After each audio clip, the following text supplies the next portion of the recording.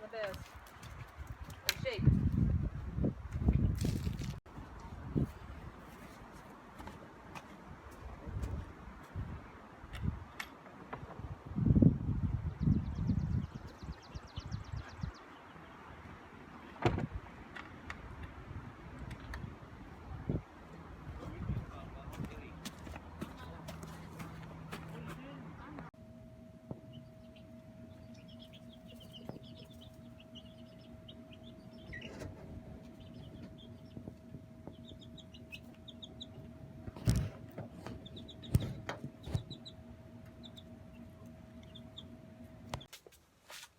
Good morning, everybody, and welcome back to the homestead. If you're new here, my name is Jessie, and we're glad to have you with us. With me today, I don't even have Jesse Boy, and he's my sidekick. Doing a few things around the homestead. It's really windy outside and a little cooler than usual. We've done a lot more cleanup work. We did some burning of some stuff yesterday, and today I'm spending a little time in the greenhouse. And I got to thinking, we need to talk chickens, and the reason why is this bird flu is going around again. Something that's went around for many, many years, has been around a really long time. It's not anything new. And I guess I'm seeing a lot of people's panic. And I just want to encourage you to don't be afraid. Okay? I just want to encourage you to know that as long as you keep things clean and you keep the bedding up and you keep your chickens healthy, that, you know, statistically you're likely to be perfectly fine. And so don't be afraid. I'm seeing posts on social media where people are getting rid of their chickens and getting rid of their flocks, or killing all the birds they've got so they can start over, and for no reason. Their chickens are fine, they're healthy, it's not even in their area, and they're just wigging out. And don't do that. And then I thought, well, let's just talk about some of the basics of chickens, you know. There's an overall rule, and I think this was more for factory farming with chickens, where once a chicken's 2 years old, it's not any good anymore, and we just cull that chicken and start over with a new flock. And some of them will eat them, and some of them will just, you know, just incinerate them or kill them off and dump them, whatever, it takes. I've got chickens that... my rooster that died last summer of natural causes was 7 years old. A chicken can live a decade. Now, a hen's not probably going to lay a whole decade, and she will slow down over time. So if your primary purpose is only egg production, then yeah, you're probably going to want to get rid of your chickens younger, because if you're going to keep the light on them in the wintertime and you're going to keep them producing year round and you're not going to give them a rest or do things, I look at it this way. I do things the way Granny did. Think about what Granny did. And if you're really young, think about what your great-granny did, okay? Chickens have a natural process. They take a break in the wintertime. You don't have to keep heat on them. You don't have to keep light on them. Just let them have their rest. And most of the time, mine will quit in late fall, and they'll start laying again in January when everything's freezing, and I have to go up there and hunt for eggs before they freeze. Don't worry about it. If you want to keep chickens, most people who have chickens have them for more than just the purpose of egg production. They serve many purposes. They're great for pest control. They will eat snakes. They will eat mice. They will eat lizards. They will eat bugs. They're omnivores. They're not vegetarians. They will eat pretty much anything that will move and they can stuff down their beaks. They will eat it. They're excellent for that. You want to keep your ticks down and your bug problems down? They'll help with that. Guineas are excellent for ticks, but that's a side note. Chickens are also really good companions and entertainment. And oh my goodness, we have a hen over there right now, my oldest hen, Bluebonnet. She's still laying. She's the boss, and she is 7 years old. And she's never been pushed to produce year-round. She's just, as far as, you know, especially me, but my daughter too, she's like one of our buddies, and we enjoy having her. And she's so old now that her beak's even damaged and stuff, and she's still going. There's no stopping that chicken. Hopefully I'm not jinxing her. Not that I believe in that, but anyway, you know, if you're going to keep chickens, there's way more to them than just egg production, okay? And if you have a good, clean, strong house for them to stay in, and my house isn't even that great right now, we're going to replace it, and you've got bedding, and you've got feed, and you know, aren't my chickens free range? They're actually healthier if they free range. They can get the nutrition that the feed might not necessarily provide for them, the good natural proteins, the greens. They're eating new grass right now. If you can let them, I know not everybody can, But if you can let them free range just a little bit, a small area, move them around, do the chicken tractor thing if you must. If not, and they're in a coop and they cannot get out because of regulations of where you live, or it's just not safe from predators, anytime you mow your lawn or anytime you pull weeds, save all of that and give it to those birds. They will love it. I hope I'm not rambling. I feel like I'm rambling because I did not plan this at all. And yeah, it may not even make sense. You may never see this if it doesn't make sense. I think the whole purpose of this is I just want to encourage you not to be afraid of what's going on.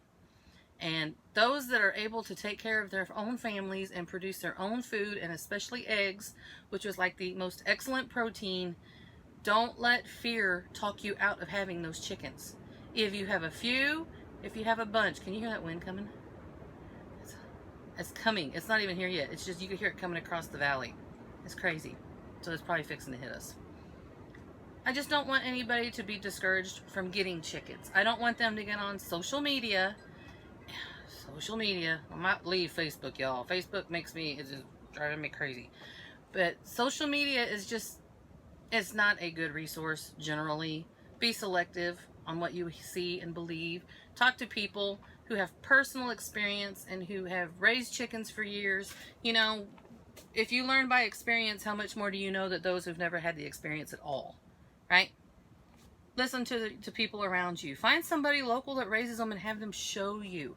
Don't be discouraged. And if you have chickens and you're new to it, don't get scared and go kill all your chickens just because you're afraid of the bird flu coming. Please don't do that, okay? Just take it day by day, take it week by week, take it month by month, and most of all, trust God. He's in control. He is in control, and I have to remind myself of that every day, just like anybody else. He is in control. He's got us. He's going to take care of us. He's going to take care of the things we love and the things we do because he cares about those things too, okay? I'm trying to think if there's anything else I missed. If you have any questions, feel free to ask. If I don't know it, we'll find out together. If you have anything you want to add, you know, feel free to comment. And I appreciate whether it's constructive criticism or whether it's, you know, good advice. I'm always up for learning something new. You never ever stop learning. And I know I say that often, but you don't. But I've just got on the phone this morning before everybody's out of bed and got on my internet and got on the social media and was just so disheartened right from the very start at the stuff I was seeing that people were just, it's that fear thing all over again. It's that fear thing. I hate that word. You know, the Bible says, do not fear. Jesus said, do not fear. Don't live in fear, okay? Don't live in a spirit of fear. It'll be okay. And take care of your birds and enjoy your birds and spoil your birds and, you know, spend time watching them, enjoy them, and enjoy the eggs that they lay for you. I'm going to show you what I got growing over here, and then I'll leave you guys alone. Here comes that wind again. Anyway, we finally got quite a bit of germination. We get new ones that pop up every day. Here's some more little baby tomatoes. I seeded all of these on March 17th, a week later than normal. I have one Nutapino pop up. Hey, Nutapino! And they have just been really slow to grow, but I know a lot of that has got to do with our weather. This is broccoli and cauliflower, and the germination wasn't fantastic, but I'm going to take it. And this fall we'll do some more. Butter Crunch is just now starting to come up. Vanilla Sky cauliflower, nothing. Nothing at all. Which, as you can see, some of my little cells have lost dirt. Got a little romaine lettuce. These are sunflowers, different varieties. Some are branching, some are teddy bear. More tomatoes. Sunflowers. Purslane. I've already sampled a couple little tidbits of it.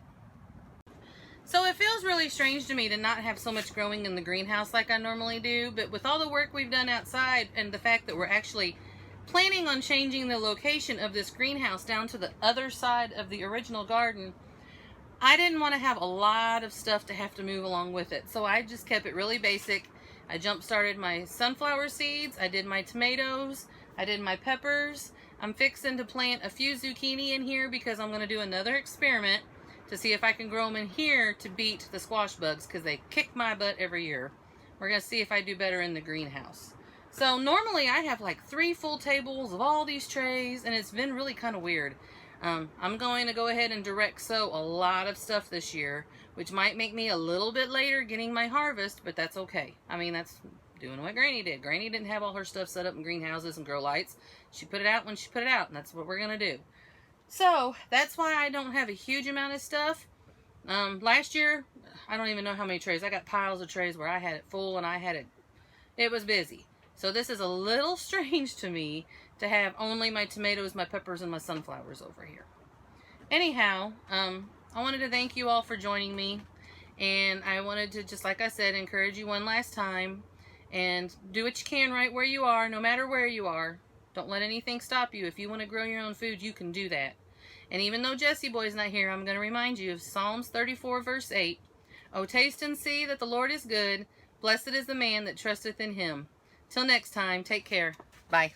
Before I forget, and I've got some noise in the background and wind, we got mail. So cool. We got the nicest little note saying thank you for some seeds that we sent. I won't read it, but I wanted to share with you the sticker. I love this sticker. And Seed Faith Homestead, there it is. Miss Petunia loved your sticker, and she's the one that designed ours, and she really loved it. So if you have never heard of this homestead channel here on YouTube, go check them out, Seed Faith Homestead. And thank you. We love our little sticker. I'm not sure what we're going to do with them. I know people do sticker boards, but I want to do something different. So I'll think about that. But anyway, thank you again, and go check out Seed Faith Homestead.